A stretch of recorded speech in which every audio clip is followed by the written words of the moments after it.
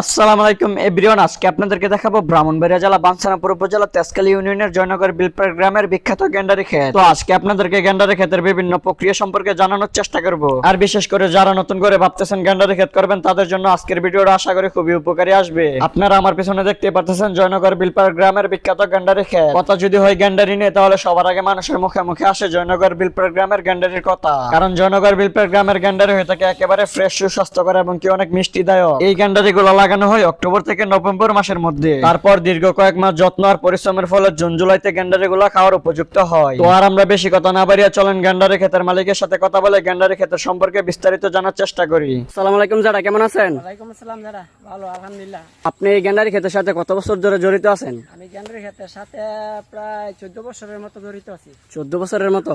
আপনি 14 বছর ধরে এই গেন্ডারি ক্ষেত করতেছেন? করতেছি। এই গেন্ডারি ক্ষেতে কতবার পানি দিতে হয়? এই গেন্ডারি ক্ষেত মিনিমাম 3 থেকে 4 বার পানি অবশ্যই দিতে হয়। ছোট থেকে বড় হতে? থেকে বড় করতে হয়। আচ্ছা, এই গেন্ডারি গুলা ছোট থেকে বড় হতে কয়বার সার প্রয়োগ করতে হয়? এই গেন্ডারি ছোট থেকে বড় হওয়ার পর্যন্ত তবে 3 বার সার দিতে হয়। একবার ছোটবেলা অল্প দিতে হয় যাতে এটা মানানসই হয় চারাটা। এরপর একটু বড় হইলে একটু বাড়ায় আর যেবার সমান করে আবার মারিয়ে হালকা কিছু দিয়ে দিতে হয়। এবং কি কি সার প্রয়োগ করে থাকেন? আর লাল সার, পটাশ এবং পাত্তির সার যেটা বলে টিপসি, এটি দিই আমরা।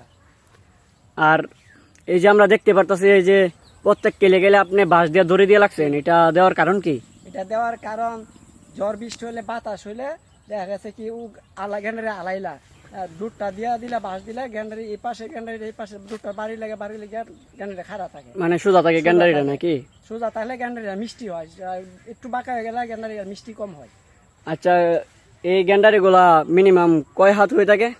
এই গেন্ডারি মিনিমাম আমি বেশি বড় করি না, আমি অতিরিক্ত 6 থেকে 7 হাতের মতোই বড় করি, বেশি বড় করি না। কারণ বেশি বড় করলে অতিরিক্ত জোর দিতে হয়, অতিরিক্ত জোর দিলে গ্যান্ডারি মিষ্টি করা যায় না। আমার গ্যান্ডারি বাজারও নিলে আলাদা মতো যে কোনো লোকে বাজারে আগে বেচতে পারি। বিলপাড়া গেন্ডারির নাম তো আছে? নাম করা গ্যান্ডারি। এবং আমি গ্যান্ডারি ইয়ার ভিতরে আইডিয়ার ভিতরে শুরু রাখি। এই গেন্ডারি গুলার পাতা আপনি কয়বার ভাঙা হয় ছোট থেকে বড় করতে হলে? বড় করতে হলে ছোটবেলা একটু 15 দিন পর পর পরিষ্কার করি, আর বড় হলে 1 সপ্তাহ পর পর পাতা পরিষ্কার হইতে হয় না, পোকামাকড় ধরে এবং কালারটা আয় না। পোকামাকড়ের জন্য আপনি কি বিষ প্রয়োগ করে থাকেন? পোকামাকড়ের জন্য আমি ভলিউম ফেক্সি এটাই ব্যবহার করি বেশি। এটাই ভালো ওষুধ নাকি? আর নিচে যেই ডাস্টবিন যেটা বলে নিচে।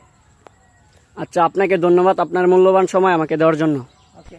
তো আপনারা তো সরাসরি শুনলেন গেন্ডারি ক্ষেতের মালিকের মুখ থেকে গেন্ডারি ক্ষেতের বিভিন্ন রকমের প্রক্রিয়া সম্পর্কে। আর এই গেন্ডারি ক্ষেতটা আপনার কাছে কেমন লাগলো অবশ্যই কমেন্টে বলে যাবেন। আর বিশেষ করে আরেকটা কথা, এই গেন্ডারি গুলার কিন্তু কয়েকটা কমন নাম আছে, যেমন গেন্ডারি, উগ, আগ। আপনাদের এলাকায় কোন নামে ডাকে অবশ্যই কিন্তু কমেন্টে জানাতে ভুলবেন না। তো আজকের ভিডিওটি এই পর্যন্ত ছিল। সবাই ভালো থাকবেন। ভিডিওটা ভালো লাগলে পেজটা ফলো করে দেবেন। আল্লাহ হাফেজ।